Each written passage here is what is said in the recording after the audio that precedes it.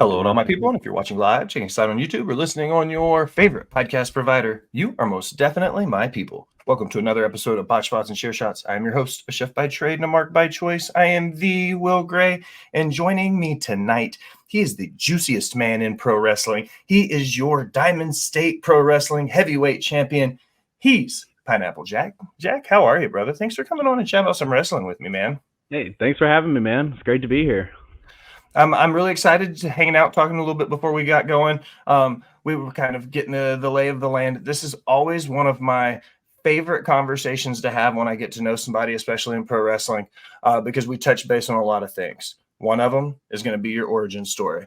I use the analogy a lot. Like, people don't just wake up and be larger than life superhero characters in the pro wrestling ring. Like, you have to make that cognitive decision at some point and go, I want to be a pro wrestler.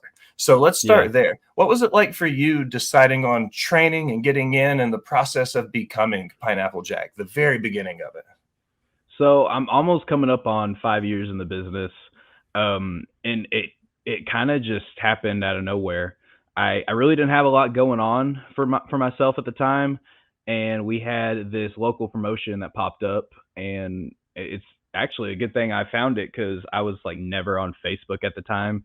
I was seeing the ads for it. There was a local show, WCWA, and I just started going because I was like, we've never had live pro wrestling in my hometown, Fayetteville, Arkansas. So I went and I would go to all the shows, and every show they'd be advertising, if you want to be a pro wrestler, we have a school, sign up today. And I finally was just like, you know what? I got nothing going on. I tried my hand in music and didn't really work out. So I'm just going to give this a shot. If it's meant to be, it's meant to be. And excuse me, here I am still today. So breaking in, you said you've been in about 5 years now. So around the time you would have started your career, shortly thereafter, the world kind of shut down because of COVID. Like, what was that like for you, having in such a, the infancy of your wrestling career? Then COVID happened, and then you almost a lot of people had to restart their lives like a year later. What was that like for you coming out of that? Yeah, like my career was just about to take off when everything shut down. So I started training in May of 2019, and I was there every day for training. Like, there were times where no one else could make it to training, and it was just me. And I just had that passion, and I just really wanted to go at it. And there's so many guys out there who they've been training for years and years, and they still haven't quite got it. But there's a difference between quantity and quality, and I definitely had quality training. I was trained by Alexander Gold, the man I just beat a few weeks ago for that belt. And he made me into the man I am today. And even though he is the dastardly asshole that he is today, I still have so much respect for him. So I debuted January 2020 and had my first match, and it was about to be a reoccurring thing on our monthly shows. And then, COVID happened. And so we weren't even like able to train at all. Like, the dude shut down the school, so we couldn't even get ring time in. So that we had to go to one of our buddies. He had a warehouse, and we had some weights, and we were, hitting workouts there. And there was a few shows I worked where, because there were not a whole lot of people were running, and they were trying to run in a way they could safely. And so I worked a few shows during COVID, and then later in that year was when I really had my first opportunity with South Central Wrestling. The promoter, he reached out to me, wanted to book me, and I guess I just blew him away, because then he, wanted me back every single time, and I worked my way up in the ranks and eventually captured their cruiserweight championship. So looking at yourself now, 2024, Pineapple Jack, the juicy boy himself in 2024, you go back 5 years. What are some of the biggest character differences in who you are now versus who you were then? The way you've evolved in a character sense? Uh, Man, it's like, so when I first started in the business, like I knew from day one, you got to be a personality, because you got your Joe Schmoes over here, people that just go by a name, and they don't really have like anything about them personality wise other than like I wrestle. So I knew I needed something, and I've I tended to like gravitate toward Rastafari. So, very tropical and, reggae, just cool vibes. And, that's why I got, the dreads today. And I used to wear my hair up in a pineapple style. So, just like how I wrestled today, except it was a lot shorter. So, got the leaves kind of going. So that's where I got pineapple from. And early on in my career, I try to go a little extreme with it. I was going to say, oh, I'm from Jamaica, family grew up on a pineapple farm and all this, just kind of really hokey with it, to explain the whole pineapple thing. But I eventually just down in my career, I was just like, this just isn't me. Like, why, say something that I'm not? Because at this point, Pineapple Jack, the man you see today and the man you see inside the ring, that's just me. I'm a fun loving, goofy guy. I like to joke around, but you best believe that when I step inside that ring, it's on. So outside the rink, one of my favorite analogies is people will take something from their personal lives and turn them up to 11. When you step into the Mhm. squared circle, what from your personal life are you turning up to 11? Man, like I said, just who I am naturally. Like I just love to joke around, goof around, just have a good time. Like you can never really take me serious. Like I just life's too short to just take things serious. I like to just make positives and out of everything in my life. And my influences, being the Rastafari background, my love for SpongeBob, that's why I've got Patrick Star gear. And just I'm just a kid at heart, man. Like I I've just been forced into adulthood, but as much Haven't as we I all? can, yeah, as much as I can to just be that childish pineapple Jack I used to be. So talking about the other side of it now, your in-ring work. When you were coming through the last 5 years, where did you draw inspiration from when it comes things like your in-ring work and your move set and the way you tell your story in the ring? Like, how did you develop that style? So I was born 2000. Actually, my birthday is tomorrow. I'll be 24. Well, happy But birthday. being And that makes me appreciate it. feel old as shit, brother. But yeah, me being born 2000, like all my life, I've grown up with WWE. Like that's all there has been, and so I was just a huge fan. My earliest memories were playing SmackDown Shut Your Mouth on PS2, and I was always a huge fan of The Rock. So when he came back in 2011, that's what brought me back in, and that's why I started watching every week. So when I first got into the business, that's all really I've known. And the more and more I progressed in my career and listening to veterans and podcasts and like I'm a huge Jim Cornette fan. Like I listen to him all the time. Dutch Mantel, Stone Cold Steve Austin's podcast, just all this. You really start to pick up what works in this business.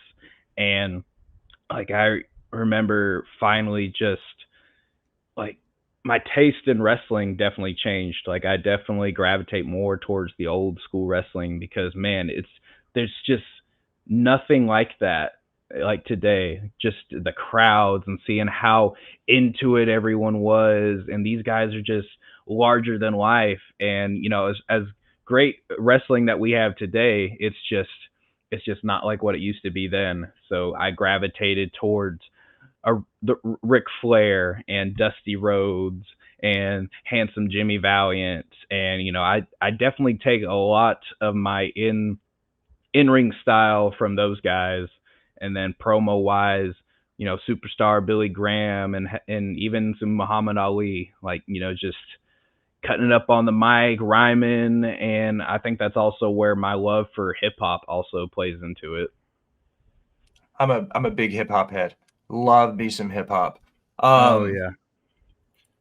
When you're talking about the crowds, specifically in Arkansas. I'm in Nashville, so Memphis is that midway point for us, and we know how Hmm. important Memphis was to the territories in the Oh 70s yeah. and 80s. Do you feel in now in this new generation of wrestling 2024, what's that crowd like in Arkansas, and are there still remnants of that shadow of Memphis wrestling from the heyday? Do they, what's the crowd like in Arkansas for you guys? I feel like there's still some of what used to be there. The crowds in Arkansas, north. I'm from Northwest Arkansas, and we have a pretty good wrestling crowd, like as far as like fans. Although there's still so many people that just still don't know about us. Like we meet people and they're like, "Oh, I didn't know we had wrestling in Arkansas." But our fans, they're just some of the greatest fans ever. Like they just love everything we do, and most of them are like not even die-hard wrestling fans. Like a lot of these people that come to our shows, this is their first ever time coming to a live show. Like the show we just had last night, it was one of it was a family, two little girls. It was their first time ever going to the show, and you can just see one of the little girls. She is just jumping up and down, and she is just loving it, having the time of her life. And it's those are the moments that I really love. Making a new fan out of people, and we are these people's. John Cena's and The Rocks and Stone Cold's. Like this is like their first taste of wrestling, so we are their heroes. So when I was doing my due diligence, one of the things I always do is I'll go through social medias. I'm like an FBI stalker sometimes. Like I'll go, back, see what you were up to. I came across some pictures. You've held tag team gold. You currently hold gold now. One of my favorite things to ask somebody when I've seen them be successful tag team wrestlers and successful singles wrestlers as a singles competitor. Do you have a preference between the two? Well, I've been singles most of my career, and so anytime I get a chance to tag, I really enjoy it because it's just something different to me. And there's nothing like having a tag partner where you guys are, both fighting for the same goal, and you really become close with your partner, and y'all are usually on the road, and you're training together, working out your tag moves and everything. So I definitely like tag team wrestling. I would say kind of more just because I haven't really gotten a chance to do it a whole lot, and I really enjoy it. And some tag team wrestling is some of the best wrestling you can find out there. Past and present. Midnight Express, Rock and Roll Express, all that. But my experience with tag team gold was kind of interesting. It was in DCW in Mulberry, Arkansas, and the tag champion was Brandon Groom, and he didn't really have a reliable tag partner, so he had like a new partner every show. And eventually, I filled that role, and he was like, "Hey, man, you just want to be a, you know, permanent, partner for me?" And I was like, "Yeah, let's do it." So I never really won the gold. I was just slotted into it, and we just, kept on. It's like Midian in the European title. Like finds it in Shane McMahon's bad, and he's like, "Hey boss, is it cool if I use this?" And he like goes out, and Midian's the European champion now. Yeah. You mentioned chemistry, working as a tag team competitor. You're in there and you're feeling it. One of the most important things in wrestling across the board is chemistry. Um, Mhm. so let's talk about Diamond State Pro for a minute. How is it now? What's the chemistry like in the locker room? What's the excitement level like? You guys are starting to catch fire on the internet. Everything's going good. You got Jamie and them on commentary. What's Diamond State like for you guys right now? And Diamond State is it's just a blast. Like Diamond State, I'm focusing solely on Diamond State just at the moment. Um, because it's right in my own backyard. But the just the atmosphere in Diamond State is incredible. Just the crowds and in the locker room, like everyone in the locker room, good guy or bad guy, is just great. Because even those bad guys in the locker rooms who are kind of dicks, you still there's that respect level there. So I think that we have a great collection of some of the best pro wrestlers in the independent scene today. So let's talk about it. It's setting over to your right shoulder right now. You mentioned taking the gold off of Alexander Gold himself before. What's it like now, 5 years into your career, being the face of Diamond State Wrestling in a lot of ways, being the champ for him? How's that feel? Man, it feels like a dream because I never really would have thought I would ever be the face of a company. I always thought I would just be in the mid cards and just there. And so I never really saw my, everyone always expects to go for the top gold. I just never really saw myself doing that, even though I would bust my ass and I would always try to get up there. And to say I was the first person to dethrone Alexander Gold, that's a great thing to say. Not only to beat him, but make him tap out. So now, as somebody who grew up watching wrestling, as we stated before, 2000s, it breaks my old man heart. So what's it I like can probably relate to you mentally though, because I'm such an old soul. listening to the names you're rattling them off? I'm like, okay, so we're closer on the spectrum than I thought based of our ages, and I like that. Mhm. Like looking back as a young fan, somebody who grew up watching wrestling, watching WWE, to now be a champion. What's it feel like to that guy? Man, I just aspire to be like the people that I really look up to. I hope for one day I can wrestle in the NWA and say I've wrestled in the same promotions as my heroes and the people I really look up to. Um, and it's just so wild to think that 5 years ago today, or that this wasn't even a thing that I really considered. So I just think it's great, and I'm just gonna keep going and pushing and work myself all the way up to the top, and just make this a career for myself. All right, Jack, this is one of my favorite questions. There's no right or wrong answer for this because everybody has a different story, but we're going to hop in the Mhm. Wayback Machine. So almost 5 years to the day, right before you walk through the door the first day, the curtain the first time, your first match, first day of training, you stop, rookie Jack. What advice do you give that man? I would probably say just keep doing what you're doing, keep that hustle, and just man, that's such a tough question. If honestly, if there's anything I could do, I probably wouldn't have changed anything other than just keep at it, because everyone's human, even us larger than life athletes. And there have been times where I just thought about getting out of the business and just doing other ventures. So I would just tell myself, just stick with it because big things are coming. All right, man. Hard part's out of the way. We're going to settle in, but even Diamond State champions have to answer 5 random questions. I've got yours All queued right. up, and none of them have to do with wrestling, not one. You ready? Okay, yeah, let's go. Question number one. What's the last movie that made you cry? Ooh.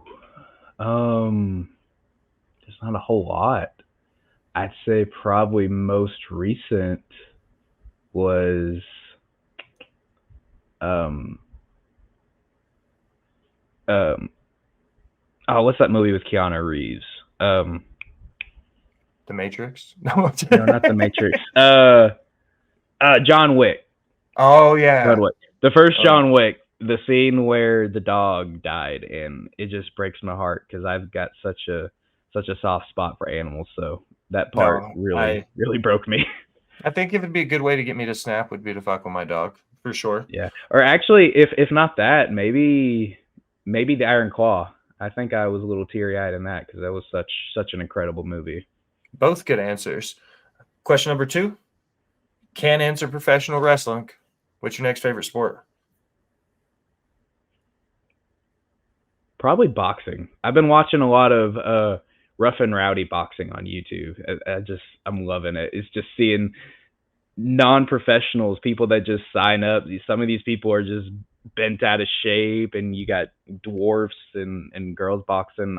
I'm loving it. It doesn't count as one of your 5. You got an early prediction for Jake Paul versus Tyson? Ooh, probably Tyson, man. I mean, You would think so, right? Yeah, I mean, I think Jake Paul is, he's gotten pretty lucky, and I've been watching the videos on YouTube, people breaking it down, and it's like Jake Paul, he's fighting all these former athletes, and if Tyson still got that power behind him, man, yeah, he's gonna get knocked out. Question number 3. You're just sitting there, hanging out at the house. You're doing something. You need something on in the background. You're going to turn on a TV show, a movie, podcast, music. What do you listen to for your background, like that background noise? A lot of Jim Cornette for podcasts. I love listening to records, so I'll throw on a record. Yeah, mostly just music and podcasts, because if I'm going to watch something, it's or have something on the TV, I'm going to be focused into it. But yeah, I love listening to some podcasts and some records and just build some Legos or just play some video games. Question number 4. What's your favorite vacation spot? Ooh, I am not a vacation kind of guy. I'd probably just say my house. Any free time I get, I just want to be at home here with my cats. All right, man. Question number 5. It's always the most important question I ask every interview. You think a hot dog is a sandwich? I think you just broke my mind. Oh, I'm not gonna ever not think about this. That I want to say yes. Okay, well, I got one for you. Okay. Is cereal a soup? It would, if it was a soup, it would be a gazpacho. Okay, fair answer. I'm a chef. Like, I could restart this in a totally different link, and we could talk about food for hours. You want to talk about gazpacho, brother? I will talk about gazpacho. I've never had gazpacho. It's just a cold soup, really. Is it a cold soup? The trick is that you have to make sure you would want to eat the food cold. Mm-hmm. You know what I mean? Think about that. You're not going to want to eat, like, there's certain things that they're yucky if you eat them cold. You know what I mean? It doesn't set right. So a lot of people use like cucumbers and peppers and tomatoes. And again, we could talk about food forever. This is the easy part, though. I'm going to shut up. Plug yourself. Tell everybody where to find you, what you got going on, any shows that are up in the next couple weeks that you want to put over. And here's the floor. All right, man. Well, you can follow me. I'm on Facebook. I believe it's facebook.com/JuicyBoyJack, or just look up Pineapple Jack on Facebook, Instagram, and, well, I almost said Twitter, X, at JuicyBoyJack. You can look me up on YouTube. I also got a channel. Just look up Pineapple Jack. And to see me in action, you can find me at Diamond State Wrestling every 2 weeks here in Springdale, Arkansas. I am the man with the plan. I am the juiciest man. And I will shin slam the flim flam and jellyfish jam every time I step inside the ring. And can you dig it? Jack, I really appreciate your time, brother. Thanks for stopping by and chatting about some wrestling with me. Yeah, man. Thanks for having me, man. Excellent. For Pineapple Jack, I am the Will Gray. Thanks for stopping by and listening, my people.